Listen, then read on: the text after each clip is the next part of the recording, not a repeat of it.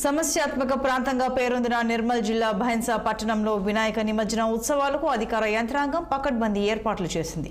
Municipal ఆధ్వర్యంలో గడ్డన్న వాగు project నిమజ్జన ఘాట్తో పాటు శోభాయాత్ర మార్గంలో ఎలాంటి ఇబ్బందులు లేకుండా చర్యలు చేపట్టారు. పట్టణంలో 130కి పైగా గణనాథులు కొలువుదీరారు.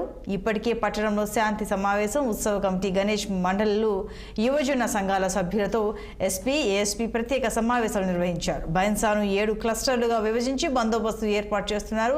శోభాయాత్ర కొనసాగే ప్రాంతాలు సీసీ కెమెరాలు, డ్రోన్ కెమెరాలతో కమాండ్ కంట్రోల్ ద్వారా ఎప్పటికప్పుడు పర్యవేక్షించనున్నారు. ఎస్పీ జానకి షర్మిల నేతృత్వంలో భైన్సా ఏఎస్పీ అవినాష్ కుమార్ ఆధ్వర్యంలో ఏఎస్పీతో పాటు 4 డిఎస్పీలు, 28 మంది సిఐలు, 30 మంది ఎస్ఐలతో పాటు 600 మంది పోలీసులతో బందోబస్తు చేపడుతున్నారు. నిమజ్జనం ప్రశాంతంగా జరిపేందుకు ప్రజలు పోలీసులకు సహకరించాలని భైన్సా ఏఎస్పీ కోరారు.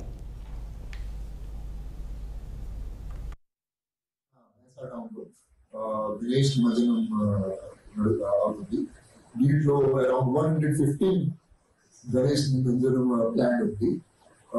ఆల్రెడీ 600 to 650 స్టాఫ్స్ బందోబస్తు కోసం వస్తున్నారు, including DSP, inspector, SI, ASI, PCs, ఎస్సీస్, along with DHSP force, constabulary force and armed reserve headquarter forces.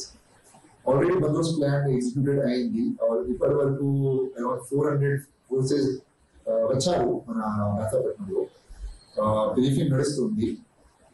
రేపు కోసం జస్ట్ ఒకటి రిక్వెస్ట్ నా సైడ్, మన పోలీస్ సైడ్ నుండి, దయచేసి డీజే సంబంధించిన రూల్స్ ఖచ్చితంగా ఫాలో చేయాలి. ఇప్పుడు నిన్న ముదోడులో కొంచెం ఎక్కువ డీజే పెడితే కేసెస్ ఎఫ్ఐఆర్ అయింది.